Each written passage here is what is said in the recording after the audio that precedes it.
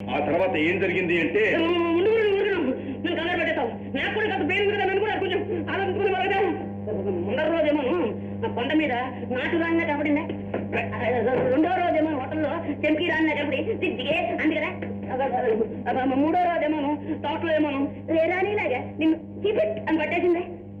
అవును అవునా? నిస్సందేహంగా చెప్తున్నాను, అది దెయ్యం రానియా? గాడిద ఎదురుగుండా మనిషిలా కనిపిస్తుంటే దెయ్యమంట కదా. ఖచ్చితంగా అమ్మాయి చాలా చురుకైన పిల్ల.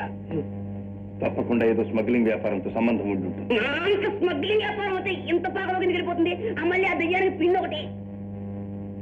అదే నాకు అర్థం కాదు. చూడు గురు, ఆ విషయాలు నాకు పార్టీ బీట్ వేసానంటే మొత్తం అంతా బయటకు వచ్చేస్తాయి.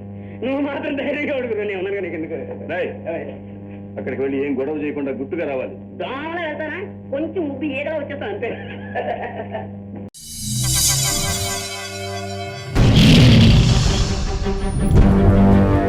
ఒకడొచ్చి నేను పులి అంటే కింద పైన మూసుకొని కూర్చోవాలి.